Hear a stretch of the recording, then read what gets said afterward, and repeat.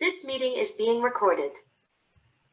Kia ora te iwi. We're just waiting for the majority of our coaches and others to make it onto the webinar, and then our New Zealand Rugby comms people will let us know in a minute or two when we can start. So get comfortable, maybe have pen and paper at the ready, because our panelists are going to drop some gold tonight, and we'll make a start very shortly. So just tie-ho for now, and we'll make a start in a minute or two. Nice. As people are joining on, if you want to say hello in the chat and where you're joining us from, that'd be great. Also, maybe what team or club or school that you're involved with this season. So don't be afraid to get into the chats and say hello. And then we'll be looking to make a start.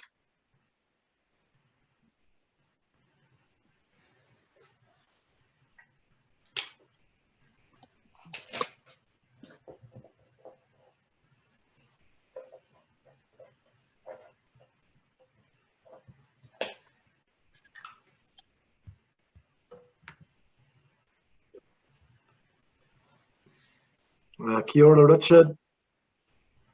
Shout out to the Waikol under 15s. Oh, West Melbourne, Tim. Nice. That's good stuff. Yeah, Waikol Wairapa. Go Ellesmere. Yeah. Go, nice. Go Ellesmere. Yeah, that's cool. Oh, here we go. Potato. Woohoo! Oh, Kyle McLean country. Yeah. Hey, Simon, great to have you here from up north, representing our referees. Fantastic. Yeah, that's awesome.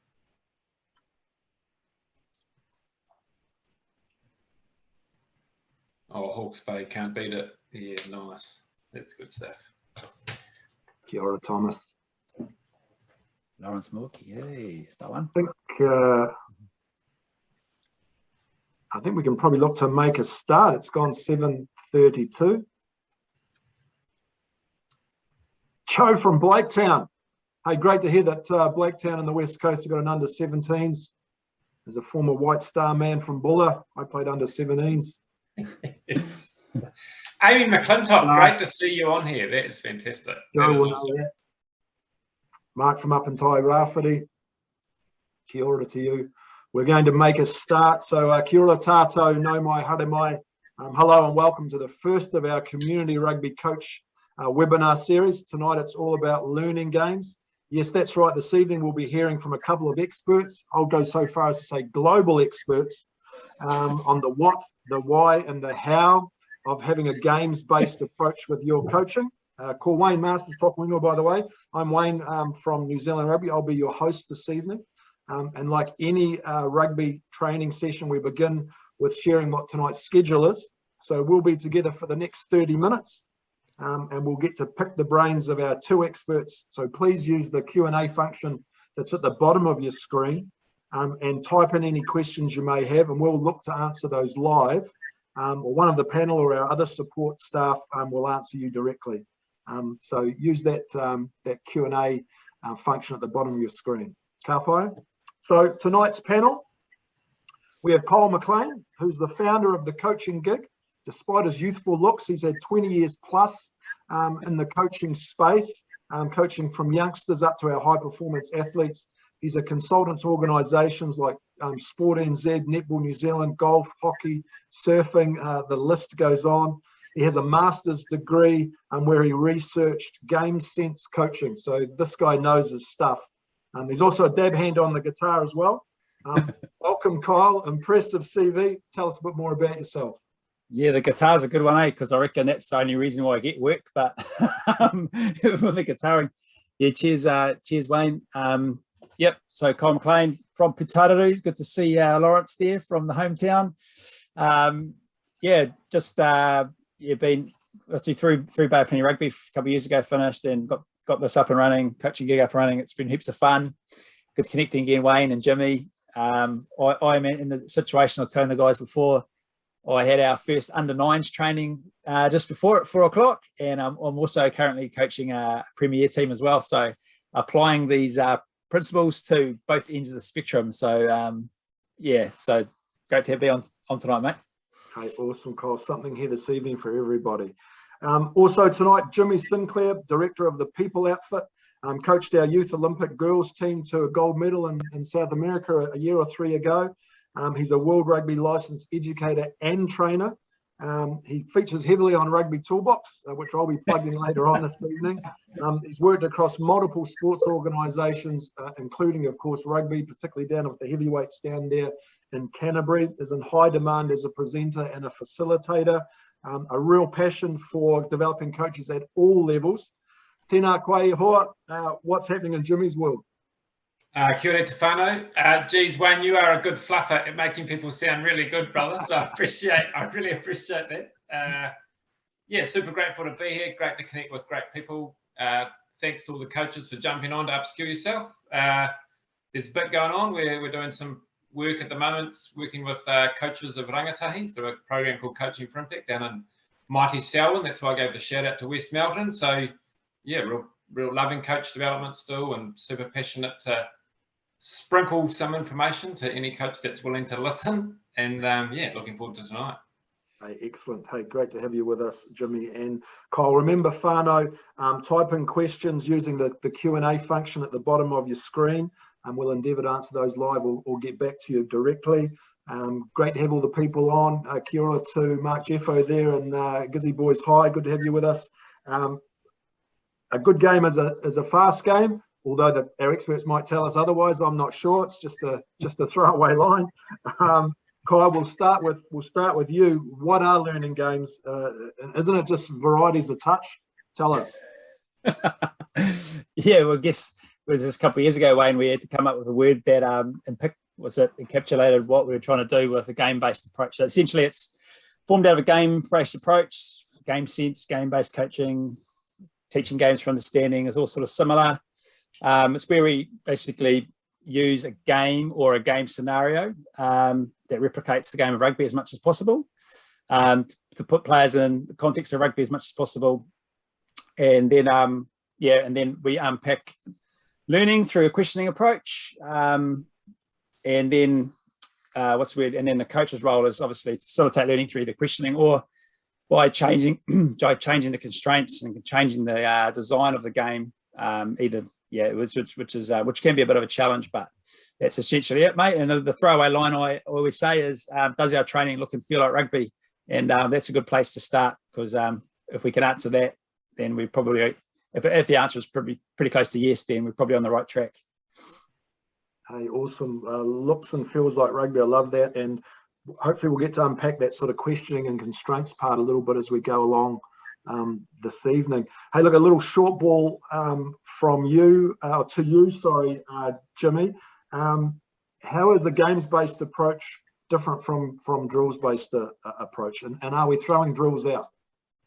No, yeah, great question. And it links a little bit with Kyle's point, does it look and feel like rugby? So there's two things I think with the game-based approach that kind of separate them from drills. And it's not to say that, you know, drill-based learning or block-based repetition doesn't have its place. It's just, I think, the real point of difference that games give is it allows for problem-solving and decision-making that are relative to the game, whatever sport, whether it's netball or hockey. If there's an element of where kids need to think about tactics, problem-solving, decision-making, teamwork, then the game-based approach obviously caters to all of those skills all at once. Whereas if we think of a drill, and let's take four corners for the most traditional drill that we know the best, and hey, look, we've all been there, we've all coached it, we've all seen it. So, I mean, if you think about how many decisions need to get made within four corners, I mean, there's one really, pass the ball or run from that cone and pass the ball, so two decisions.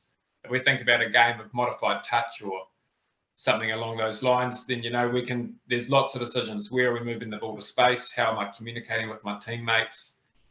What's the tactics we need to hold on to the ball for longer? Whatever it might be.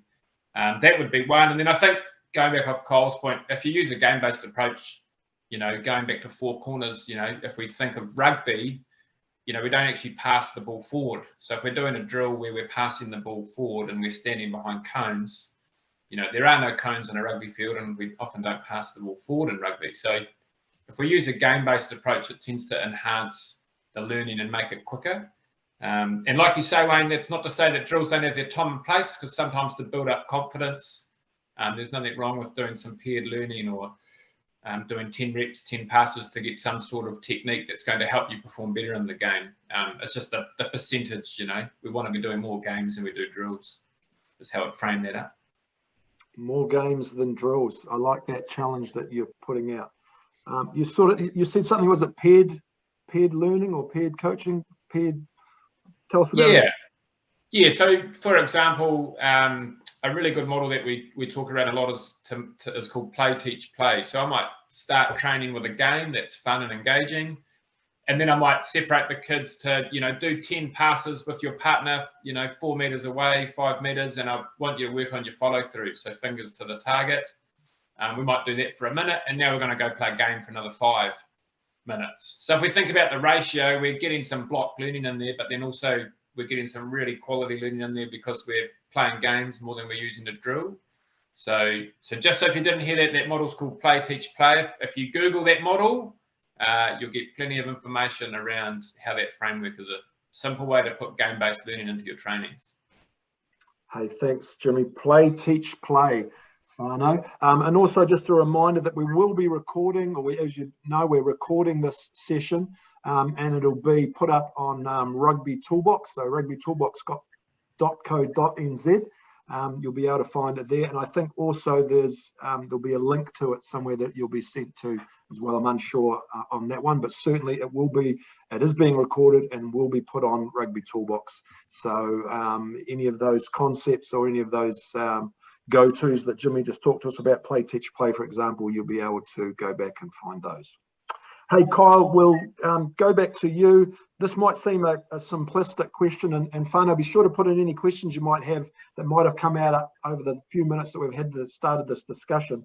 But just to go to you, Kyle, for now, it might seem simplistic, but in regards to enjoyment, why do our players enjoy the games? There's obviously some obvious answers, but tell us more about that. Well, I think we used to say kids have an innate love of play, but we realise that adults do as well.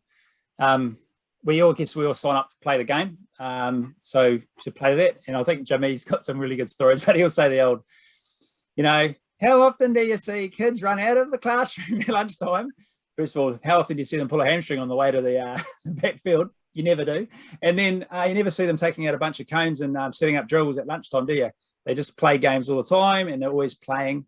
And we find the same thing with adults as well. They don't want to turn up to training and do monotonous drills. We've just got an innate love of play and playing games, and so I guess we say let's play to that. So, did that answer your question, Wayne? No, absolutely. Well, you said it like we facilitate, Jimmy and I, and you as Wayne have facilitated like numerous workshops, and every time you chuck a game in, like the coaches go crazy on it. They love it. You just see I was up in Auckland doing one yesterday, and man, they were into it, eh? They were into it, and then they unpack. What did you hear? And they're like, oh, we heard laughter, and we hear competitiveness, and we heard comms, bro. We heard comms.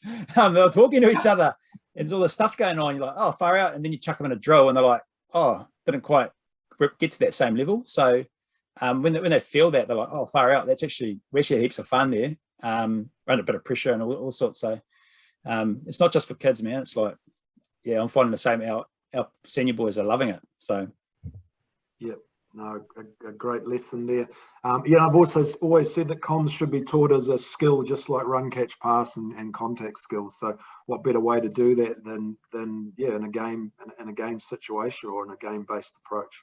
I like the old comms rabbit hole. That could be another webinar. one for down the track in the season.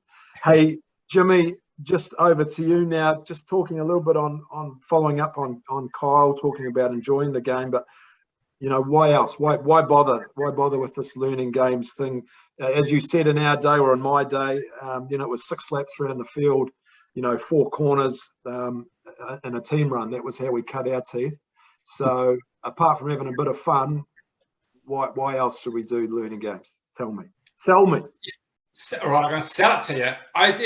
That sounds like you had some good trainings growing up there, Wayne, down in Westport. Sounds like Rainer Park, mate. Rainer Park. Look, I think I'd go back to the original point around, if you think about the context. So if we think about rugby, if you're doing a drill, often the context doesn't relate to the game because, often we say you've got to run around that yellow cone and then I need you to run around that blue cone and then you're going to do a 2-on-1 draw and pass activity. I need you to tackle someone. So again, going back to that, the context of rugby, we don't actually run around cones to do that. So often when we put things in a game, though, everything is relative. So what you'll see on a long-term performance and confidence within whatever age you're coaching, if you're using game-based approach, the players are going to have more confidence on game day because they've seen those pictures.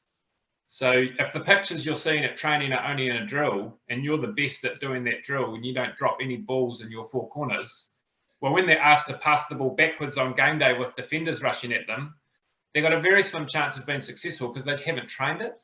So that's the biggest thing I preach to coaches is around game-based learning allows you to coach within the context. It literally cuts a snapshot of the game, whether it's the breakdown, run, catch, pass,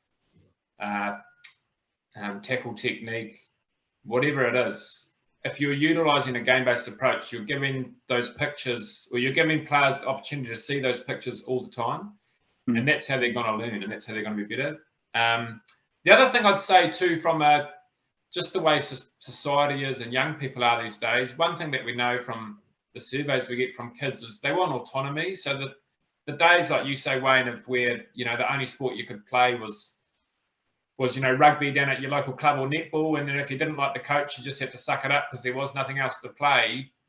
Rugby as a sport is actually under a little bit of threat too in terms of, well, not just rugby, lots of traditional sports. So the importance of also using games because it allows players to make their own decisions.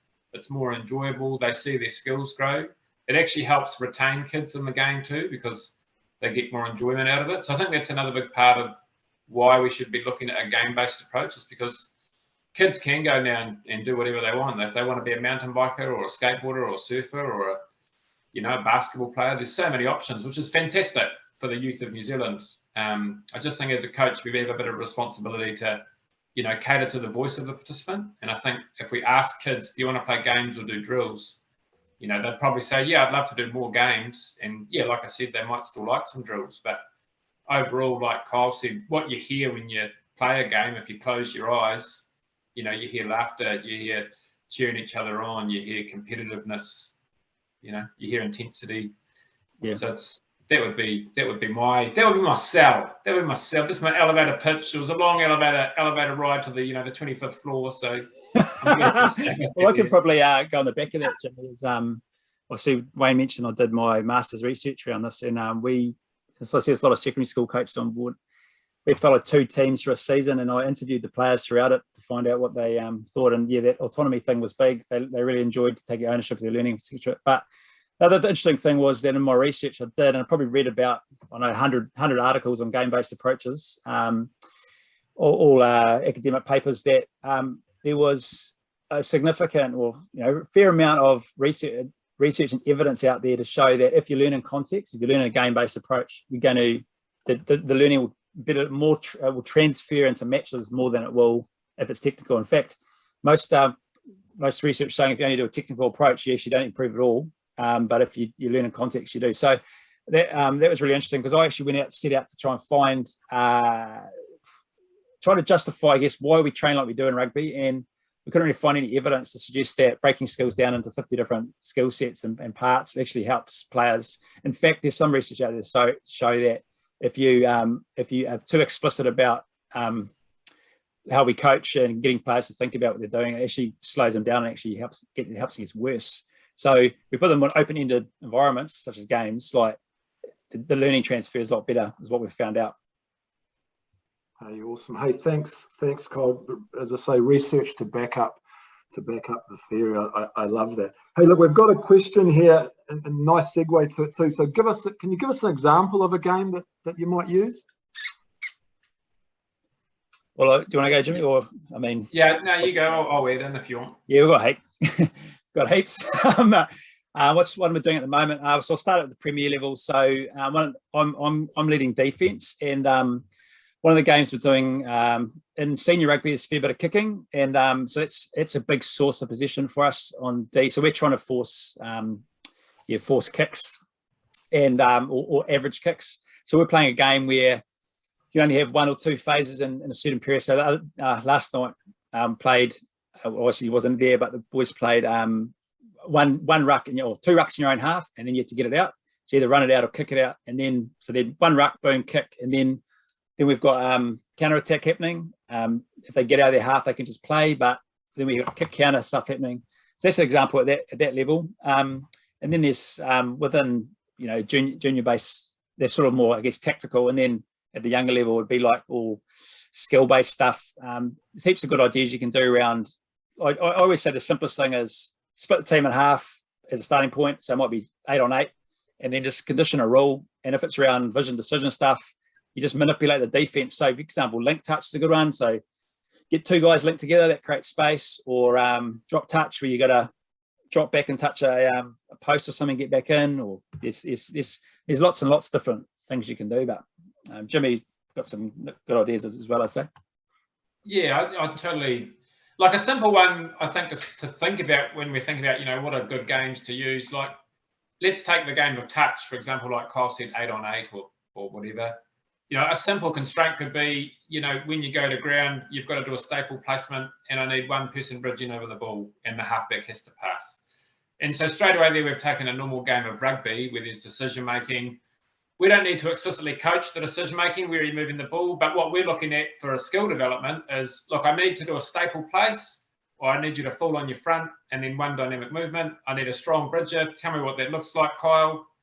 He'd say eyes up, strong back, whatever that might be, and the halfback has to pass it. So you've got 3 constraints, but the skill that we're focusing on is obviously the breakdown or the work on the ground. But then there's all these other skills that are going to get developed, right? Like we said, communication, ability to identify space. What tactics should we use? How deep should I stand off the ruck? And, I've honestly seen under-8s coaches play games like that, and I've seen premier grade coaches use the same game. So I think everyone knows what a game is because, we know what the game of rugby looks like. So if we take a modified version like touch, it's just about being really clear. If you're going to use the game-based approach, what's the skill you still want to be looking to achieve? Because otherwise games do just become this all out, let's just have fun, and the learning can get lost a little bit. So I think it's important as coaches, I'm not saying you have to write down a big long plan, but if you're going to use a game, just be clear and, what am I trying to achieve? Like Kyle says, is the outcome around moving the ball to space? Well, then the game might look like it's a 6 on 4, 6 attackers versus 4 defenders, and you get to attack for a minute straight. How many tries can you score in a minute?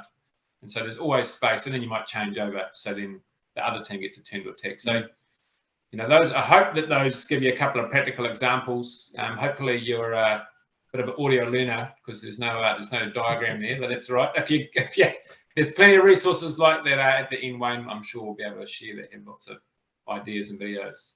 Yeah, absolutely. Hey, thanks for that, Jimmy. Yeah, and my question was, where do we learn more?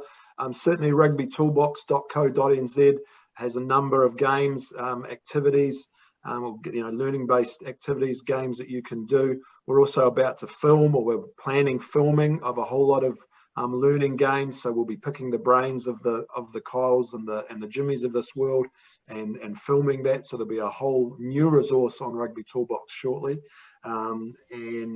And also we'll talk a little bit more from the 2 of you to see where we might go moving forward. Hey, defense tackling's an interesting one. So I've got a question here. Open it up to either Jimmy or Kyle. What would be a good tackle game that is effective and, of course, safe? This is the hardest bit. This is a real grapple still. So we don't have all the answers to this yet. But depending on the age, so same thing, I go back to Premier level. So I think I'm coaching defense, and we're trying to work out how we can coach the contact part without doing contact, because it's like risk and reward, and that's one of the big things that came out of the research. It's challenging to be in context in rugby with contact, especially the older you get, because it's the more physical the players get, the more combative it is, and the more risk of injuries. But I guess some simple ones. It's in the junior space. There's lots of little things you can do, and I always find just reducing the speed, so slowing them down. So today I did with under 8s, we did walking tackle. So they played, but they could only walk, and that was it just helped. They were still tackling bodies and getting their head in the right place, but we just slowed the whole game down. The other one is just doing like little one-on-one little boxes and just manipulating that. And at the senior level, we've been just playing around with, instead of making a touch, just got to like make it. You just got to hit under the ball. So hit under the ball with your shoulder to affect a tackle pretty much, and that's just encouraging. So without telling them to dip, they have to dip because they have to get under the ball and get in quite close to make that. So that's something we've been playing around with, but we've still got a fair bit of learning to do in that space, to be fair. Awesome. But I mean, the key thing is we've got to like get rid of static targets.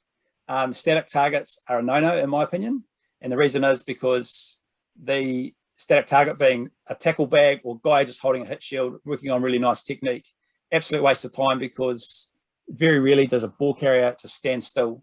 So this is the problem when we do things in closed activities. Like under 8s rugby is 40 meters wide and 70 meters long. It's a massive space to defend, and there's players sidestepping, running at pace, throwing passes. So we've got to like get them used to working in big space and getting close to make those tackles and getting into, I guess, pre-tackle spaces to be effective. Well, hey, thanks, Kyle. And I like what you were saying before, Jimmy, about keep the eye on the prize, like know what the aim of the activity is going to be, and build your game around that. Check out rugbytoolbox.co.nz. I said I'll be plugging it around some sort of ruck, touch and scrag activities. So I suppose we'd call it scrag back in our day, which is around working on defense without the intensity of the contact or the hit. So keep a lookout for that stuff coming online on Rugby Toolbox coming soon. Hey, a question around how do we, and it's sort of answered in regards to the constraints, but how do we adapt for different, for different levels of experience, e.g., juniors versus seniors, or even differentiation within a team, some players who are more confident in contact or more confident or competent in a certain skill compared to others. How do we cater to all? Any ideas? Yeah, I think Kyle's giving me the point, throwing me a short pass. Well, look, I think that totally is the reason why it's called, the art of coaching. But there are some simple things, like going back to the tackle point, like a real practical example is if you're doing some wrestling work as a game, like where it's like, if you pin your partner on their back, you get 1 point, or if you get a, knee boxing, which are all resources that are online. There's real simple things coaches can do. Like the coaches know the players best. So if you've got 2 ultra competitive kids, don't go put the ultra competitive kid paired up to play a game with the kid that's got no confidence. Be smart about it in terms of the way. I've seen some coaches do some really good stuff. Let's take bull rush, for example. I'm going to make the assumption that people know what bull rush is, but if you don't, Google it. So rather than having the best tackler out in the middle that just tackles all the kids that don't have confidence, they also pair the kids out within the game of bull rush, and you're in 2 teams. And, the more confident kids are partnered with the confident kids and the less confident, but you still get points for your team if you can get across the line. And if you tackle your mate, then you can go and tackle someone else. So, look, a real simple principle that we do use is called the STEP principle that lots of people may have heard of, which is the S stands for space. So we can change the space to make it bigger, smaller. We can change the task. So like Kyle said, we could either play walking touch, where you've actually got a walking tackle, or we could play 2-handed touch. So the task is, I have to make nice in-close touches on the hip, and that's how we get the person down. We can change equipment. So big ball, small ball, no ball, ripper, tackle, whatever it might be. And the last one is a big one, Wayne, going back to your point around how do we make sure our trainings are catering to all the different needs, is we can change the people. So, if I've got 16 to 20 kids, I could play 2 games of, 6-on-6 or 5-on-5. And I can have one group that might be really, really confident, and then I can have another group that maybe is developing their confidence. Or I might have mixed abilities, and in the roles that I give the confidence kids, or the confident teenagers or senior players, whatever, might be around being more of a leader in the game rather than dominating the game physically. So there's more than one ways to skin a cat. But I think that the STEP principle is one that I've seen coaches literally from ripper all the way to, high representative levels use the same method. to cater to all the different needs, because you have that at every level, right? From professional all the way down to Ripper, you're going to have different levels, and it's how you cater to them. Hey, thanks, Jimmy. S is for space. Changing the space. T is for the task, modifying the task. E is for considering the equipment, and P is for how you manipulate the people. Step. I like it. Gold from you, Kyle. How do we, as coaches, how can we use learning games? Sorry, Jimmy has given us a great model, a framework of STEP. What could you tell us? So I'm trying to reach those high standards of the STEP. Jimmy's been throwing out goal, play, teach, play, and Kyle's just all this theoretical stuff. Now I've got this simple framework that that I like to use, which everything's founded off, which is start at the top, which is what's your purpose. So Jimmy's talked about that already. Then comes down to the design part, which Jimmy's just covered around that. The next part is so you designed your game or your scenario or your practice activity, and then the next bit is play. So you just get them playing, and I heard this recently, and it took a big weight off my shoulders, which was, doesn't matter how good your explanation is, there's still going to be kids or people that do not understand it. So you have the world's best explanation, but it won't be until they actually play the game that they start understanding it fully. So just get them playing it. There'll be a couple minutes of a little bit of confusion, and they're just starting to work things out, but just let that evolve. Maybe after a couple of minutes, stop. Any questions about the rules? Cool. Back into the game, and then the last layer of it is the questioning part. So then it's got this flow. So you can imagine it objective down to design, play, question, and we can go in between those three areas. So we go, all right, I'm going to change the design to, I might change the space or give different constraints or tasks, or I might pull them in and use a questioning approach, and I might do that individually or whole group or in small groups, so and then we can just bounce in between that to unpack the learning and support the players. But that's the little flow that I've been anchoring to for a long time. Hey, awesome, Kyle. Purpose, design, and play. I love that statement you said, to understand it, play it. And it's okay. And like you say, it's nice to know it's okay that things won't be perfect. Yeah, that's right. And we've basically talked about all the good things tonight, but there's some challenges with the approach too. And that's one of them. It's relinquishing control can be a bit of a, we could see things not working. And I was talking to you guys before I came online. I was coaching the first session of the under nines, and there was parents watching. I'm like, I haven't had parents watch for years. And I'm like, oh, they might think it's messy and that I'm disorganized. And but we know in the background, we're letting things flow and letting kids work things out for themselves. But they might think I'm useless. No, absolutely not. You're not useless. And look, learning is messy. And so, it's getting comfortable being uncomfortable, and letting go of the reins a little bit, and just letting things play out, for want of a better phrase. The old analogy of the rocket going to the moon. It didn't go in a straight line. It deviates this there, and it corrects and corrects. And does it really? And even the experts are learning this evening. Someone from NASA is now going to email me and tell me that's not correct. But I thought they were in a straight line. That's my analogy, and I'm sticking to it. But just be comfortable being uncomfortable. Let go of the reins. But I love that. To understand it, we need to play it. And that's that's quite a different mindset from wanting to do a perfect catch pass. Passing ways where we're looking for 100% accuracy. Not putting ourselves under pressure. Only focusing on one or two skills. No decision making really involved. So we need to let go of that and be happy to see mistakes and to learn from them. Yeah, just can I add something on that one, even though absolutely we're at time? You can, Jimmy. Just thinking around, a lot of the time when we coach in a game-based thing, we look for the outcome. So the outcome being, no drop balls in the game or perfect tackle technique. And your point's right. What we need to focus on is the process of what we're coaching. So, are the kids putting in 100% effort, regardless of the outcome? And are they attempting the stuff that you're trying to teach them?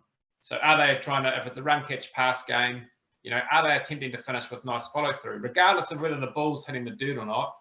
Because if they're trying to do what you're asking them to do, but it looks messy, I think it's important that we let players know that we need them to be decision makers. We want them to be decision makers, because a lot of the players, if they've come from a drill-based environment, they will be expecting you as the coach to give them the answers. So they actually get quite confused and frustrated with the game-based approach because they don't actually understand what you're asking of them. So I think if you're really passionate and want to give it a go, there's nothing wrong with saying to the players, hey, look, we're going to play some games. And look, what I really want from you is I want you to make some decisions. You know, there's no such thing. You know, if you put 100% effort in, I'm not worried about mistakes. I just want you to give it a go. Yeah. Whereas if we just say play a game and then all of a sudden there's mistakes and, you know, kids are going to get, well, not even kids. I've experienced that where you have to get buy-in with senior players because they've been drilled so well that they don't understand what the game-based approach and what your style of coaching you're trying to achieve. Just food for thought, team, so you don't set yourself up. Buy-in's critical, right, to me? So you get buy-in, start with yourself. That's the first bit. Everyone online tonight's obviously a little bit, oh, okay, this is quite interesting, this whole approach. They're probably on board already. That's what they hear. And then buy-in from players is really critical. Buy-in from your coaching colleagues, that's another hard one. But if you're coaching junior rugby, you got to get buy-in from your parents. And you got to tell them, okay, look, this is why this is what my next step will be with the under nines, mate. get them on board so they understand why we're doing what we're doing. Yeah, just having that understanding, to get that buy-in. Hey, let's put our money where our mouth is. We've got a question from the floor. How might we incorporate this game-based approach into a warm-up for games? You know, Saturday pre-game. How might you incorporate it into your prep, your warm-up?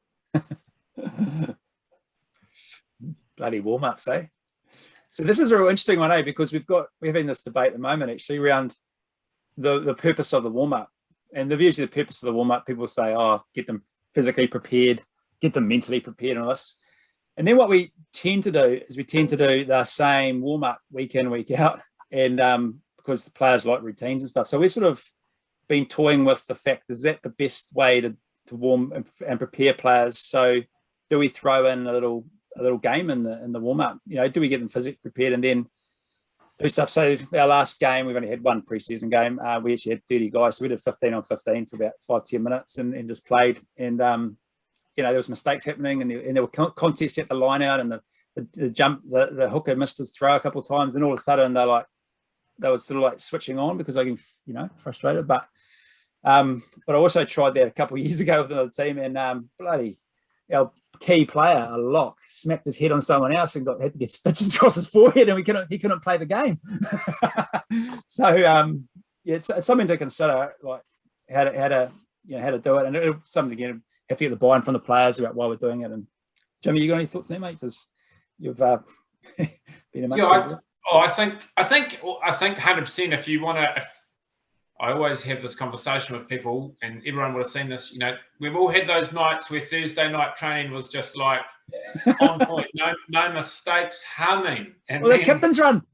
And all the captain's run was humming, but then Saturday's game was just terrible. And then we've had conversations where it's like, I don't know what happened. The warm-up at the start of the game was terrible, but they played outstanding. So going back to the philosophy, you know, if there's decision-making, if players are having to deal with making mistakes in their warm-up and all that stuff, that's game-like, right? So when they get to the game, if the warm-up included things like, you know, 10v10 or 5v5 for the backs, doing some non-stop attack on a try line, or where they're having to make decisions, work together on defence, slide together. It doesn't have to be full noise contact in any of these games.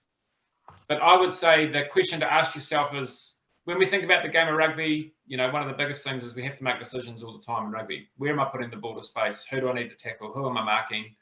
These are things that run through our mind all the time in the game of rugby. So my challenge would be in a warm-up, what kind of games are you using, you know, that encourage players to be making decisions both on attack and defence? And that doesn't mean that you have to have, you know, 10v10 smashing each other for 5 minutes of live contact.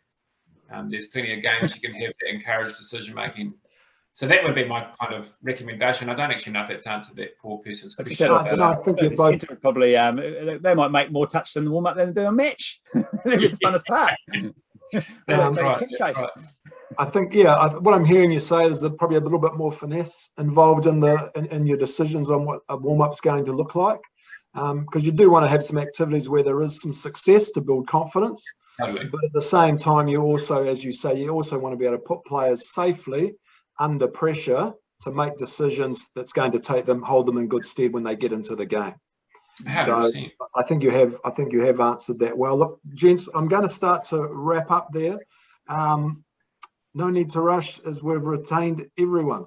Oh, that's from Lucy. I shouldn't read those messages out aloud until I see who sent it, which is our comms team. So good. So we're not in the recruitment game, we're in the retention game, Wayne. The retention game, no. And you also, you actually talked earlier on about how the enjoyment factor from games, how that is a great retention tool in itself. And Jimmy spoke about, other options. We want people to be active, whether it be with an oval ball or whatever. We want them to be active. We want them to be having fun. And he talked about, skateboarding, surfing. If you go to a skate park, epic fails is what it's about, because and I'll call them athletes, because the skaters are comfortable making mistakes. And I think that's something that we can take forward into rugby, into a game-based approach where it's okay to make mistakes as long as we're learning from them and that we have a strategy for them to get better. I'm going to ask you, as we start to wrap things up, Kyle, I'm going to ask you, if you had 30 seconds and you didn't have 25 floors to go up and you were doing an elevator pitch, you only had 5 floors, which is about the maximum that you're probably allowed in Christchurch these days. What might you tell somebody who asks you that question? What is the one piece of gold that you'd want them to go away with? Do you want your team to perform well on Saturday? It's simple. Engagement, and it helps them get better quicker. Engagement, and that's going to accelerate their learning. Brilliant. Yeah, it's 2 things. It's fun, and it helps them get better quicker. Like, helps them get better at rugby. It's a no-brainer. Thank you, Jimmy. For you, what's the one takeaway? For me, I'm going to the Rainer Park in Westport tomorrow night with the under-15s or the Mighty White Star, taking them through. What's one bit of gold that I could apply straight away? Well, it's more of a mantra or a mindset, and it's not mine. I stole it from overseas, but it's a good way to look at game bases. Seriously, if you take kids to Disneyland or adults, we do not go to stand in lines. We go to ride the rides. And it's the same with rugby or any sport. Kids go to training to play the game. They do not go to training to stand in lines waiting for their turn to touch the ball. That would be my only piece of advice. 5th floor. I'm getting off at the 5th floor. I'll see you later. Two great bits of gold for us to go away with. Where to go for more ideas and help? As I said, check out rugbytoolbox.co.nz.